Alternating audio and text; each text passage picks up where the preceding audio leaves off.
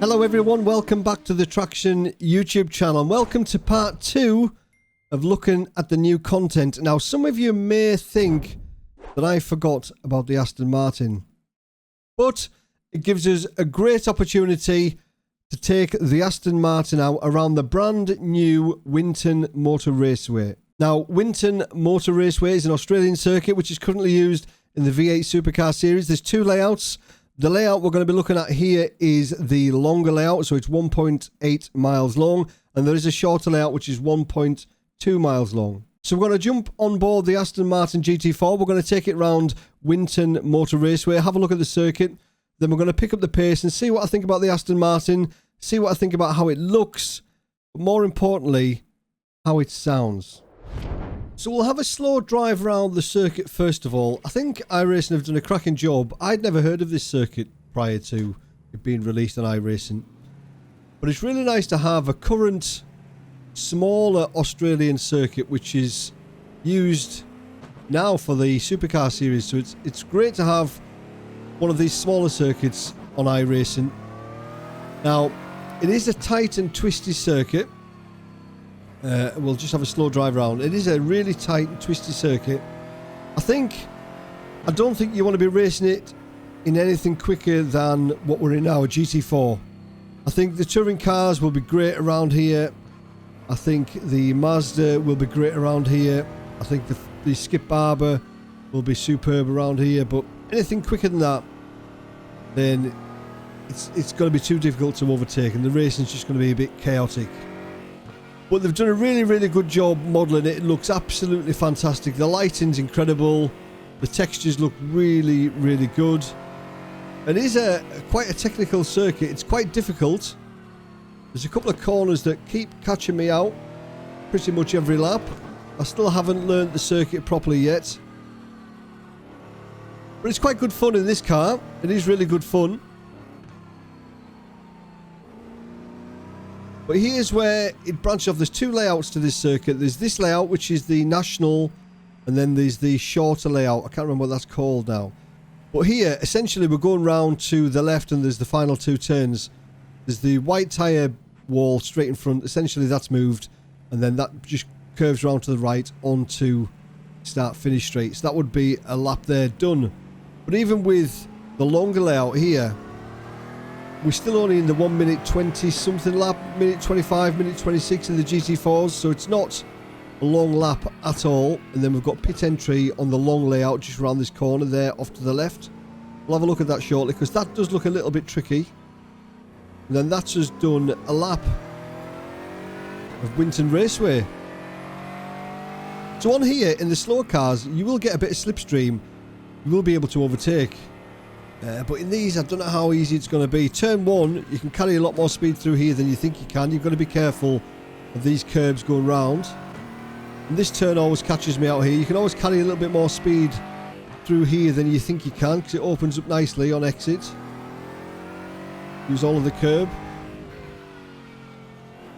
And then here, this is when it starts to get a little bit tricky. We've got this long left-hander which tightens on exit, and then followed by a really, really, well, there's a quick right, and then there's a really tight right-hander where you've got to really get on the brakes and keep it nice and tight around here because it is super, super tight. This is one of two tight rights.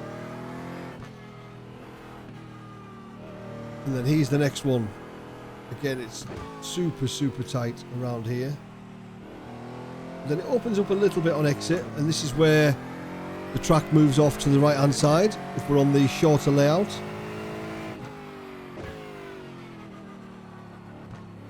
Again, you can carry a little bit more speed through there than you think because the curb is wider than the exit. We'll have a look at pit entry while we're down this end of the track.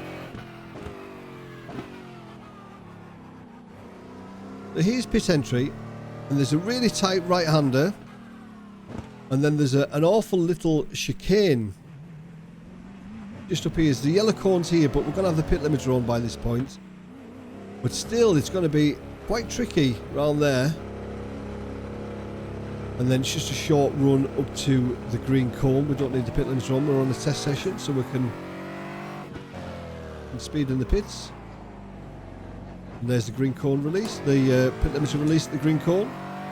So the yellow line, you've got to be careful of the yellow line there because it it tapers in a little bit there. So you've got to be very careful. A few times I've had a penalty. I was in a test session yesterday and I had a penalty for going across that yellow line. So you've got to be really, really careful there. So I do like the circuit. You're just going to be very careful of these bumps. The curbs are a bit brutal. In the Mazda, Skip Barber, they're not going to be an issue. But just in this Aston Martin where the suspension's a bit harder, we're going to be careful. Right, so we'll pick up the pace a little bit now if we can. If I can remember the circuit. We'll start to talk about the car. I like the car. It's your typical GT4 car. Oh, there's that right-hander that I missed again. It's your typical GT4 car. It's a lot more underpowered than you would think it would be. As the back end nearly breaks free there. So yeah, you would think it would have a bit more power, but it's not as quick as you think it should be. You know, you think it's an Aston Martin, you think it's going to be lightning quick. It actually doesn't feel that quick. And it's got the downshift protection going into second gear, which is a bit of a nightmare. So you've always got to wait until the last moment before downshifting into second gear. If you don't, you'll be clicking away with no joy. Alright, we'll do one more lap. I think the inside of the car looks nice. I'll show you some pictures towards the end of the inside of the car. And inside the car, it doesn't sound that great. It sounds a lot better than the BMW GT4, I think. But when you hear it from the outside, and I'll play you a lap soon, I think it sounds absolutely incredible. I think it's one of the best sounding cars on iRacing outside of the car itself. You know, when you're looking at it from a TV camera or a static camera, which is what I will show you after this. The pops from the exhaust sound absolutely insane, and it just spit out little fireballs when it backfires. Really like it. I really like the sound of it.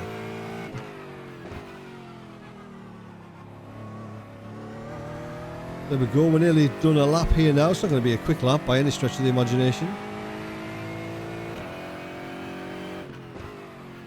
Oh, I might have overcooked that. Nearly. You can use a little bit of that pit lane as well there. You don't get off track. And there's a lap. Still need to learn the circuit properly. No doubt this will come up next season in one series or another where I'm going to have to learn it for real properly.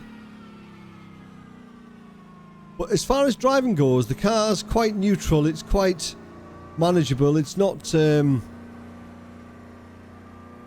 as easy to drive, I don't think, as the BMW. I think the BMW is a little bit easier to drive. This seems to be a little bit more on a knife edge as far as traction at the rear end goes, but I do like it. I do like it. It looks typical Aston Martin on the interior. If you've been playing Assetto Corsa Competizione, you'll know what the Aston Martin dash looks like. But there are a couple of different dashboards that we can choose. So there's that one. There's that one that gives you fuel used and just temperatures. So probably stick to dash page number 1. Right, let's have a look at what it looks like from the outside.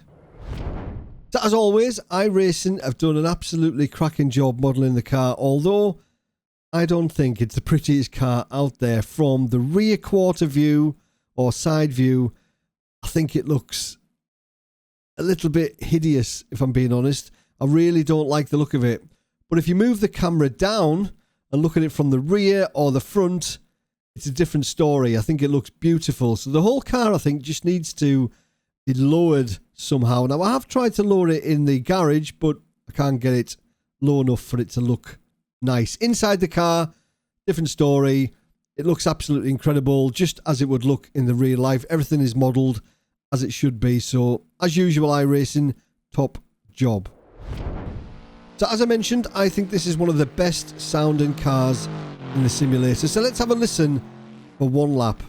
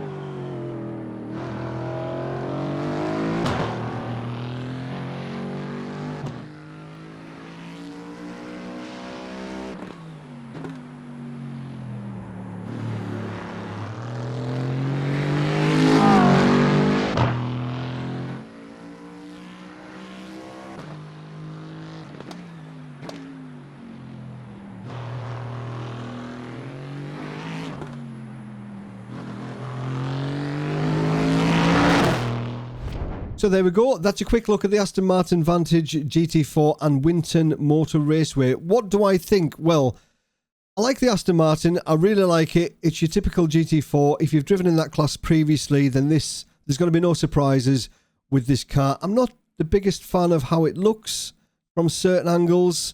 There are better looking GT4s out there, namely the McLaren. I think that's the best looking GT4. Although I think the Aston Martin is the best sounding GT4 on iRacing. So what do I think of Winton Motor Raceway? I think it's a great little circuit. I think it's going to be great in the Formula V, Skip Barber, Global Mazda, touring cars. I think we're going to be pushing it a little bit in the GT4s and above. I don't think the racing is going to be that great. Yes, I know they race the supercars here in real life, although there's a little bit more at stake in real life than there is in the simulator. In a sim, when it's tight and twisty, people just end up getting punted off. I would have liked this track to be included in the base content. I don't think it's going to get that much use. But as always, thank you very much for watching. Good luck this season. Remember, keep it pinned.